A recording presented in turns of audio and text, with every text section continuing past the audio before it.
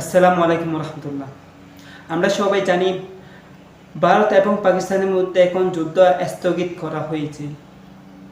যখন যুদ্ধ স্থগিত করা হয়েছে, যখন পরিস্থিতি ঠান্ডা হচ্ছে, তখনই আবারও পিএসএল এবং আইপিএল শুরু হওয়ার সম্ভাবনা রয়েছে। পিএসএল ফাইনাল হওয়ার কথা রয়েছে আগের সময় অনুযায়ী 18ই মে। এখন যখন পিএসএল দু একদিন হয়নি, তখন ফাইনালও পিছিয়ে যাওয়ার কথা রয়েছে এবং ফাইনাল পিছিয়ে যাওয়ার সম্ভাবনাই বেশি। সেই অনুযায়ী আমরা সবাই জানি পাকিস্তানের সাথে বাংলাদেশের 5টি টি-20 ম্যাচ হওয়ার কথা রয়েছে পাকিস্তানের মাটিতে।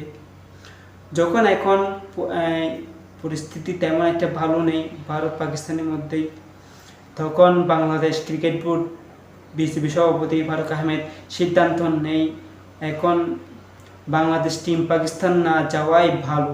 তবে এখন সিদ্ধান্ত নেওয়া হয়নি কিভাবে কি করা হবে। এখন আমরা পিএসএল দিকে যাই। পিএসএল যখন একদিন হয়নি, তো একটু পিছিয়েও যেতে পারে সময়টা। সেই সময় অনুযায়ীও বাংলাদেশের সাথে সিরিজ পিছিয়ে যেতে পারে, সেটাও সম্ভাবনা অনেকটাই বেশি।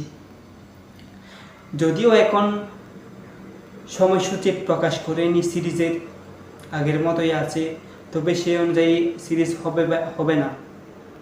তো সেইটা সংযুক্ত আরব আমিরাতেও হতে পারে সিরিজ টিম। তো এখন বাংলাদেশ টিম আগে সংযুক্ত আরব আমিরাতের সাথে 2টি টি-20 ম্যাচ খেলবে, প্রস্তুতি ম্যাচ পাকিস্তান সিরিজের আগে। তো আগে সময়সূচি অনুযায়ী সংযুক্ত আরব আমিরাতের সাথে সেই ম্যাচ 2টি হবে। সেক্ষেত্রে যখন ম্যাচ চলাকালীন সিদ্ধান্ত নেওয়া হবে, বাংলাদেশ ক্রিকেট বোর্ড বিসিবি সভাপতি ফারুক আহমেদ সিদ্ধান্ত নেবে বাংলাদেশ ক্রিকেট টাইগাররা কি আদৌ পাকিস্তানে যাবে কিনা। তো এখন যদি এই সিরিজটি যদি বাতিল করা হয়, যদিও বাতিল হয়, তাহলে দুই বোর্ডের জন্য ক্ষতি হবে।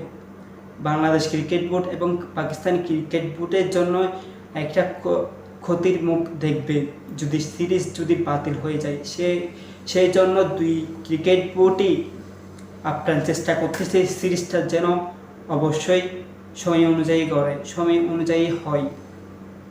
এখন দেখার বিষয় পরিস্থিতিতে ভারত পাকিস্তানের মধ্যে এখন পরিস্থিতি একটু ঠান্ডা হয়েছে, সেই অনুযায়ী হয়তো সিরিজটিও সঠিক সময়ে এগোবে এবং বাতিল হওয়ার সম্ভাবনা কম। তো সেক্ষেত্রে আশা করি 5টি টি-20 ম্যাচ অবশ্যই করাবে, পাকিস্তানের মাটিতে হোক কিংবা সংযুক্ত আরব আমিরাতে হোক, এইটাই প্রত্যাশা করি। তো এখন সংযুক্ত আরব আমিরাতে পরে বোঝা যাবে আসলে বাংলাদেশ ক্রিকেট বোর্ড কী সিদ্ধান্ত নেই এবং পিসিবি থেকে কী সিদ্ধান্ত আসে, সেটার অপেক্ষায় রইলাম।